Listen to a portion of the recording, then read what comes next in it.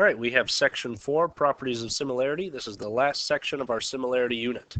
We're going to start off by reviewing the triangle midsegment theorem, which says the midsegment of a triangle is parallel to one side of the triangle, and it is exactly half the length of that side. So let's go over again what a midsegment is. Here we have a midpoint B. It's in the exact middle of AC. Here we have a midpoint D. It's in the exact middle of E to C.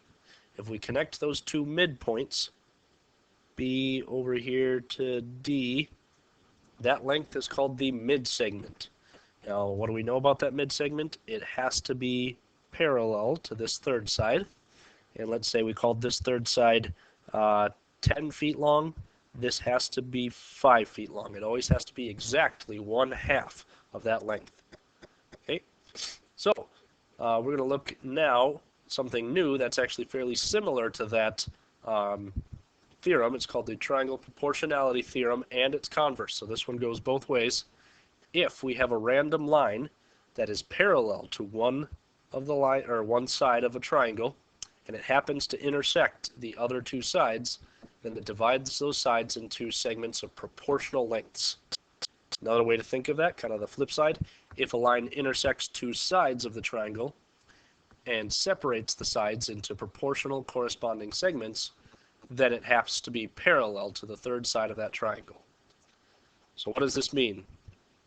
If we have this line NJ, this red line, cutting across this triangle, and I tell you it is parallel, so we give you these parallel lines on here, what that means is this length, y to n, is not necessarily the same length as NB. We kind of see that they are different. Same thing, y to j is not the same as j to k. You can see that they're a little bit different, but we can write a proportion. Y to n over n to b is the same as y to j over j to k. So if I called this one 6 and this 3 and this one 4, 6 to 3 has to be the same as 4 to this one. So this one would have to be 2. Has to be every time. Similarly, if I didn't know that this was parallel, but I knew that this line and this line were near each other, and this line cut the triangle in such a way that 6 to 3 is the same ratio as 4 to 2, then I could say, oh, since these are proportional, 6 over 3 is the same as 4 over 2, that means that these have to be parallel every single time. It has to be true. One last thing that we can tell from this, or this property gives us, 6 and 3 means this whole side is 9. 6 plus 3 is 9. Same thing, 4 and 2 means this whole thing is 6. Now if we had 6, 4, and let's pretend this one was 8, how could we find the length of this bottom side? Well, that would be this last part, this ratio. If we take the smaller triangle in here, y to n, n to j, and j to y, that's these ones right here, that ratio should be the exact same as the bigger triangle, y to b, b to k, and k to y. This ratio here. So in our example, our smaller one has 6, 8, and 4. Our bigger one has 9, a missing piece, and 6. But they should have the exact same ratios. So 6 to 9 should be the same as this 8 to our missing piece. Well, 6 to 9 can be reduced, write that over here, 6 to 9 can be reduced to a 2 to 3 ratio. And if we have a 2 to 3 ratio, then that's the same as 8 to what? Or what's our missing piece?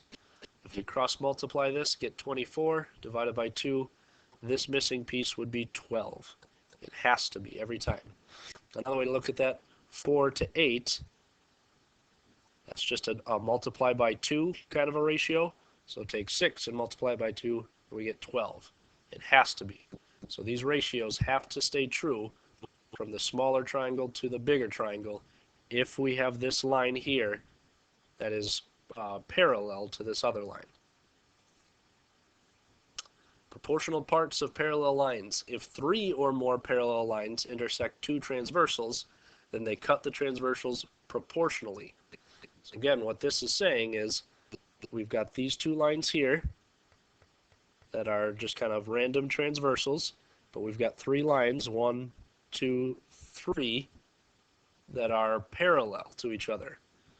So that's telling us that this D to E over E to F, that ratio has to be the same as this ratio, A to B over B to C. So if this was 5 and this was 3 and this was 10, how big would this one be? Well, it has to be 6 because they have to keep this 5 to 3 ratio. 5 to 3 is the same as 10 to 6. This one would have to be. So those are just random numbers, but those ratios have to stay true if these 3 lines are parallel and they cut through the same exact transversals. Let's look at some other ones then. Congruent parts of parallel lines. If 3 or more parallel lines cut off congruent segments of one transversal, then they cut off congruent segments on every transversal.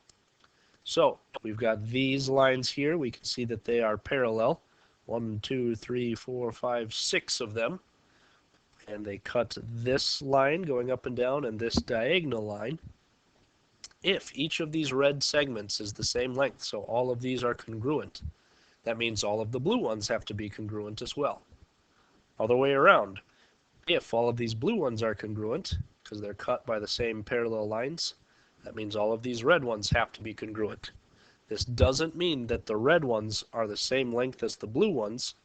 It means all of the blue ones are the same length, so all of the red ones are the same length as each other.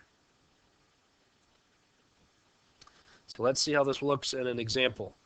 We want to show that that triangle proportionality theorem is true. So remember, there's 2 things that this works with. The sides, so 4 to 2 has to be the same as 6 to 3, because we have a line right here that is parallel. We also need to make sure that 4, 8, and 6, so this smaller triangle, is the same ratio as this side to this side to this side. Now this side, 4 and 2 makes 6. So that's going to be right here. This longer side is 12, right there. This longer side is 6 and 3 is 9. Okay, so first let's check these sides. 4 to 2 and 6 to 3. Are these the same ratio? One way we can check is cross multiply. 4 times 3 is 12. 6 times 2 is 12. So in that case, they check out. Is there another way we can check these? Well, we can reduce both ratios. 4 over 2 is the same as 2 over 1, or just simply 2. 4 divided by 2 is 2. 6 over 3 is the same as 2 over 1, or again, just simply 2. So either way, we found that these ones will check out. These ratios are the exact same. Now let's look at the ratios of the triangle sides. 4 to 8 to 6. Can we reduce those 3? Well, if we divide each of them by 2, we'd get 2, 4, and 3. So this is our reduced ratio form. We've got 6, 12, and 9. Can we reduce that one? Well, divide each of those by 3. We get 2. 12 divided by 3 is 4. Divide 9 by 3 and you get 3. 2, 4, 3, and 2, 4, 3. So they are in fact the same ratio. So, is this true? Does our sides make the same ratio and the triangles make the same ratio? Yes. So this triangle proportionality theorem has to be true. Let's use our theorems then to find x. Here we have a triangle. Its base, this bottom line, is parallel to this line right here. So we have length of 12 and length of x, length of 10, length of 15. So the proportion that we're going to set up, 12 over x, is the same as 10 over 15. How do we solve these proportions? Again, we just cross multiply. 10 times x is 10x. 12 times 15 is 180. Divide 10 from both sides and we would get x equals 18. Here we've got another situation. We need to find x. We've got this larger triangle, RSQ, with RQ being parallel to UT. Now this isn't a mid-segment because this side is 4 and this is 6. So this is not considered a mid-segment. But if this is 4 and this is 6, this whole thing is 10. So we can use our the whole triangle ratio on this one. 6 is the kind of smaller side over here compared to this longer side on the left, x.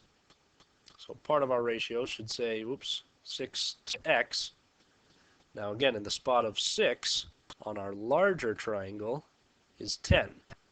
10 is this spot on the right side over here, where we had x as our left side. Now it's 20 as our left side. So 10 over 20. This side to this side, 10 to 20, is the same as this side to this side, 6 to x. Solve any proportion, again, we just cross multiply. 10 times x is 10x, 6 times 20 is 120.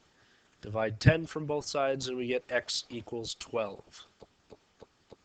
Which again kind of makes sense. If this was 10 and this was 20, it was like we multiplied by 2 to get there. So 6 multiplied by 2 should get us to this leg.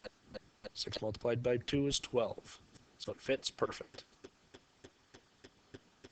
Here we have an example. We need to find x and y in this case. Now notice, we've got these 3 lines here that are all parallel to each other. Now over here, it shows that it made 2 congruent segments. This is congruent to this. Well, by our theorem then, that tells us that this must be congruent to this.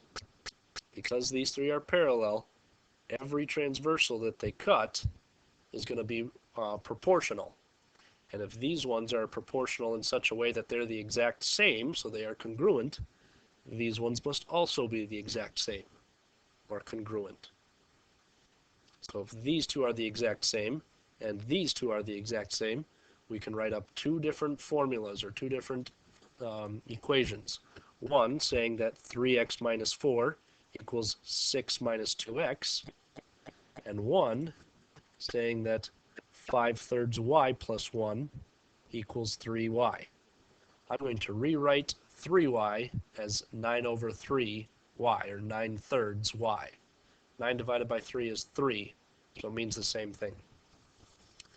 So I'm going to solve this first one for x. I've got 3x minus 4 equals 6 minus 2x. So I'm going to add 2x to both sides of the equation, and we get 5x minus 4 equals 6. Add 4 to both sides, and we'd get 5x equals 10. Divide both sides by 5, and we'd get x equals 2. So we've solved for x.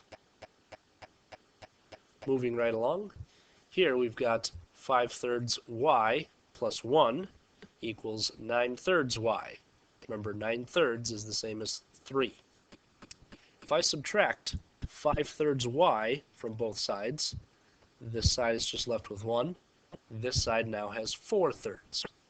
Now on your calculator, if you wrote 3 minus 5/3, make sure to put this in parentheses, 5 over 3, it would give you 1.33333333 repeating. That amount is 1 1/3, which is the same as 4/3. I just did it in a fractional form instead of doing it in a decimal form. So now we've got the equation 1 equals 4/3 y. To get y alone, you divide each side by 4/3. So 1 divided by 4/3 actually becomes 3/4, or 0.75. So 0.75 or 3/4 is our y value. All right, we have another example. We need to find x. Lines K, M, and N are all parallel. Because they are parallel, that means they cut these transversals proportionally. So 15 to x is the same as 10 to 15. These two are right next to each other, so they're set up like this. These two are right next to each other, so they're set up like this. To solve any proportion, we just cross multiply. We get 10x equals 225. Divide both sides by 10 and we get x equals 22.5. Similar right triangle theorem. If the altitude is drawn to the hypotenuse of a right triangle, then the two triangles formed are similar to the original triangle and to each other.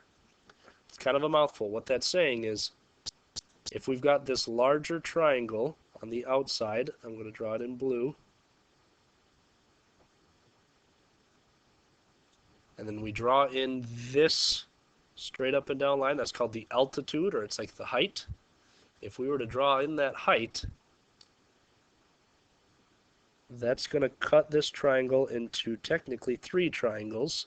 There's that blue one, there's a red one, and here is a green one.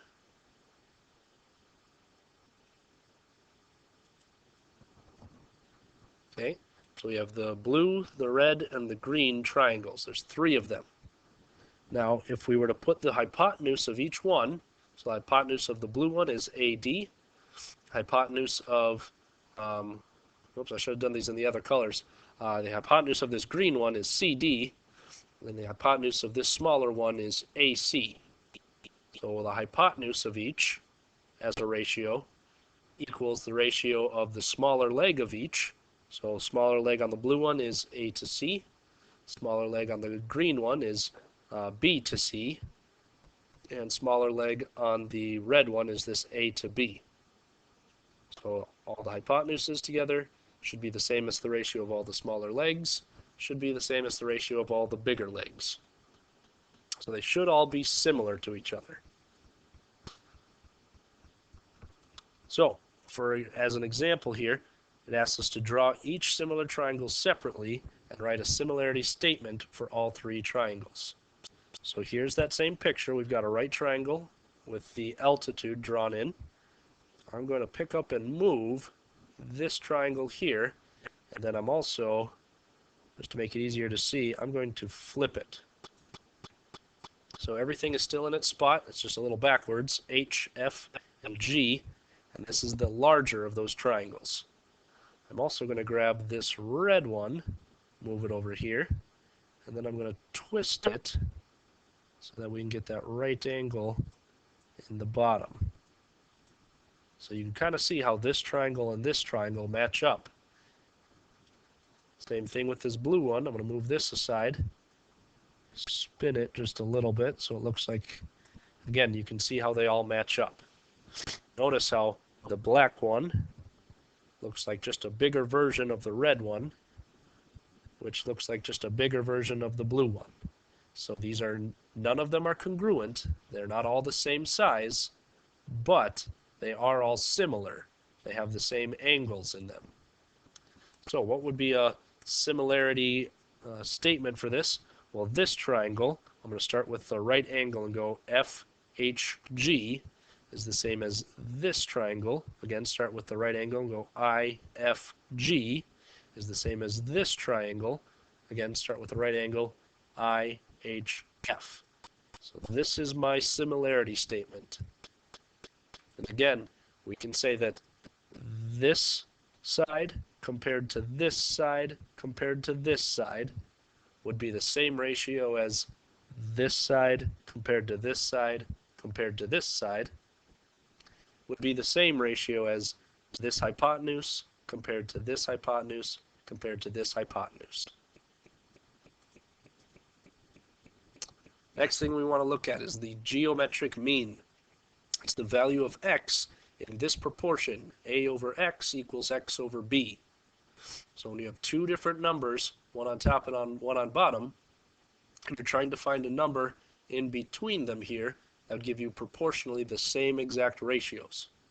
Another way to look at that is that x equals the square root of a times b. X is always the positive value as well. in a geometric way, how this might look is this value x compared to this value a and this value b, this x, a, and b will fit in proportionally. So, as more of an algebraic form, let's plug things in into this formula, and we'll find the geometric mean between 2 and 32. So normally, if you wanted to find the mean or the average, you would add 2 plus 32 is 34, divided by 2, and you'd have 17. So the average of those two is 17. The geometric mean is something different, though. We have to set up the proportion 2 over x equals x over 32. So now we're finding the geometric mean of 2 and 32. Cross multiply this like we would with any other proportion, and we would get x squared equals 64. 2 times 32 is 64. To get x alone, or to undo this square, we have to do the square root of both sides. When you do that, we would get that x equals the square root of 64. What is the square root of 64? Well, it is 8. So x equals 8. So we'd say the geometric mean of 2 and 32 is 8. And a way to prove that or show that is to do 2 over 8 equals 8 over 32. Both of these can be reduced to the same fraction, 1 over 4. It's the same fraction, either case. Let's look at a problem involving a geometric mean then. If the altitude is drawn to the hypotenuse of the right triangle, then the measure of the altitude is the geometric mean between the measures of the parts of the hypotenuse. So like we said right here, this a and b and x will fit into this geometric mean formula. So if we are given a triangle that looks like this, it is one big right triangle that is cut by this altitude right here, makes another right angle. So there's actually 3 right triangles in this picture. Well, we can use these 2 lengths to find this length, and then we can use the Pythagorean theorem to find our other missing lengths.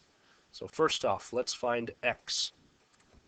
Again, we set it up like our geometric mean. 6.5 over x equals x over 26. Cross multiply to solve any proportion. And that would leave us with x squared equals 169. Take the square root of both sides and we get x equals the square root of 169, which means then that x equals 13. So that solves our first one. Now we're going to use the Pythagorean theorem and our value for x to find y. Notice we have a medium-sized right triangle. Here's our right angle right here, with y being the hypotenuse. So y is our c value.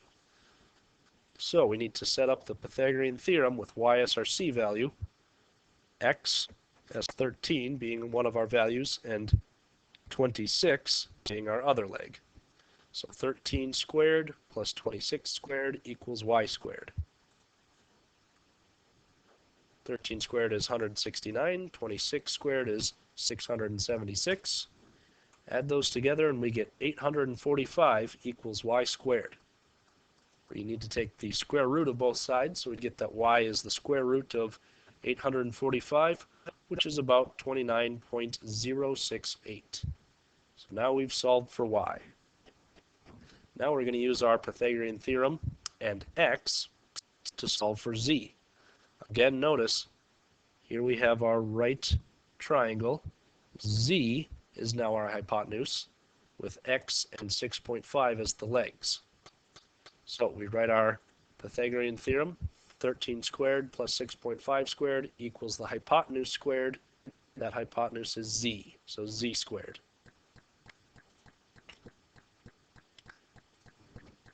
Solving those out, 13 squared is 169, 6.5 squared is 42.25.